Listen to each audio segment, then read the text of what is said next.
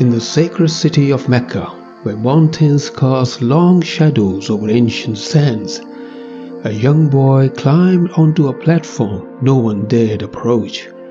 A platform beside the Kaaba, reserved only for the chieftains of Quraysh. His grandfather Abdul Muttalib, his uncles rushed to stop him. No one sits there, they said, not even his own sons. But Abdul Muttalib raised his hand, his eyes softened, and with a trembling voice he said, "Leave him. This is my child, and he belongs here."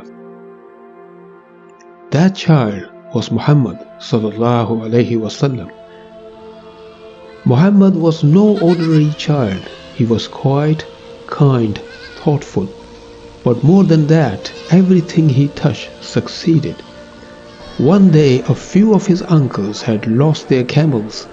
They searched and returned empty-handed. "Let's send the boy," one said.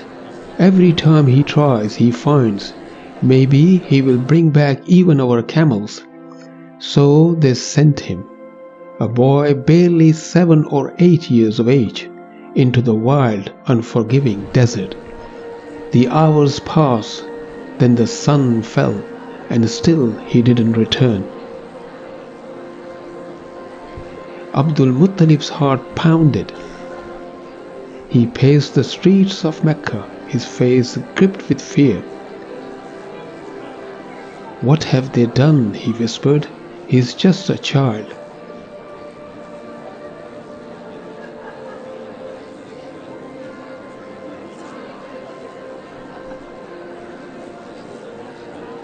Finally, as darkness blanketed the valley, the boy appeared.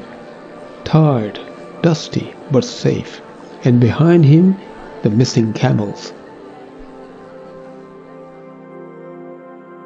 Abdul Muttalib ran to him, dropped to his knees and embraced him tightly. "From this day forward," he said, "I will never let him out of my sight." And he meant it. Until his very last breath, Abdul Muttalib kept Muhammad close, a grandfather's love mixed with a sense of destiny he could not explain. Time, like the desert wind, does not pass for love. When Muhammad turned 8, the shadow of sorrow returned once more. His beloved grandfather Abdul Muttalib, the man who had raised him with honor, who protected him with pride, now lay on his deathbed. "Take care of him," he whispered. "He is the son of my son, the one I love most." And with those words, Abdul Muttalib entrusted the child to his son Abu Talib, the full brother of Muhammad's late father Abdullah. And so, for the 3rd time in just 8 short years, Muhammad became an orphan once again.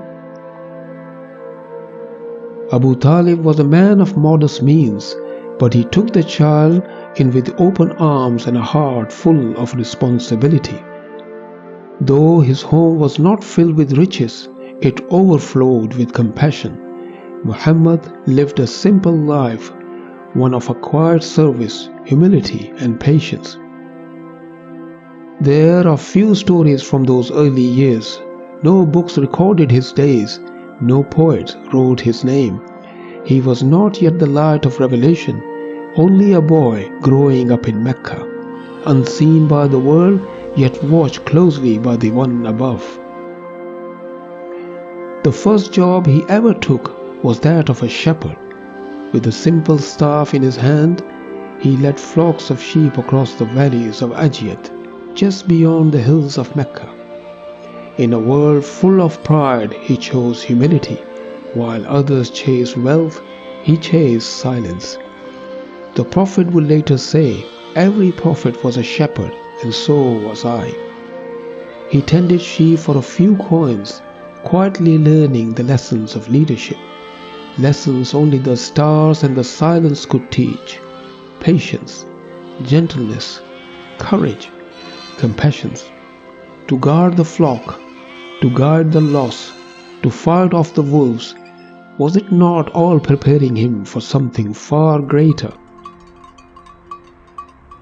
It is said by some that Muhammad once journeyed to Syria with his uncle Abu Talib, that he met a monk named Buhaira who saw in him signs of prophecy, but this account is debated by the scholars, and though well known, its authenticity remains uncertain.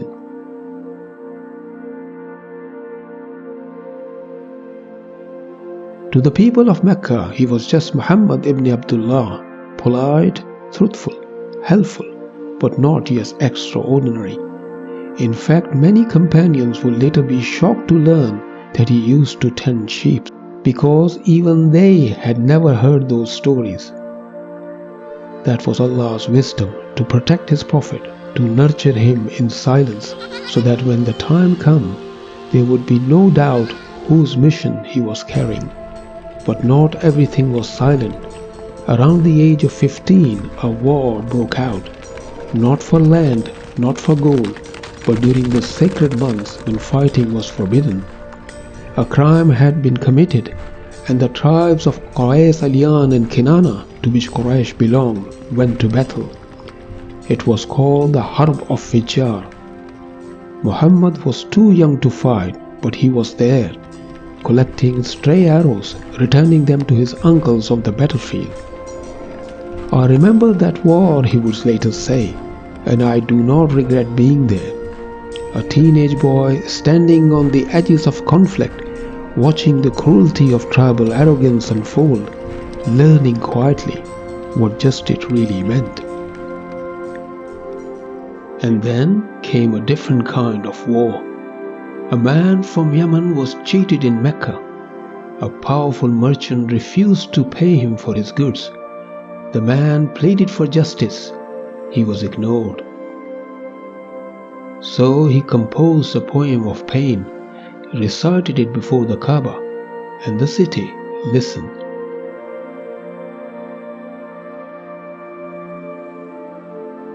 And so they gathered. 5 noble clans of Makkah came together, including the Bani Hashim. They listened to the man's plea, and one by one, each heart, once silent, stirred with the fire of justice. They pledged to stand for the oppressed, to defend the weak, to uphold what was right, no matter who the oppressor was. But they were men of desert, not men of ink and scrolls. And so, to seal their oath, they dipped their hands in musk and pressed their palms against the sacred walls of the Kaaba. A pact of justice, written not with words, but with scent and skin, marked forever on the house of Allah. Their hands were dried, but their promise remained, etched into the memory, preserved in spirit.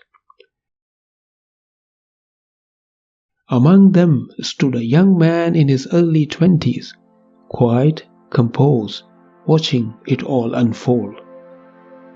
He was Muhammad. Years later he would say, "I was present at the house of Abdullah ibn Judan, and I would not exchange that gathering for a herd of red camels. If I were invited to uphold it again, I would respond even today." It was a moment that defined his early manhood, before revelation, before miracles.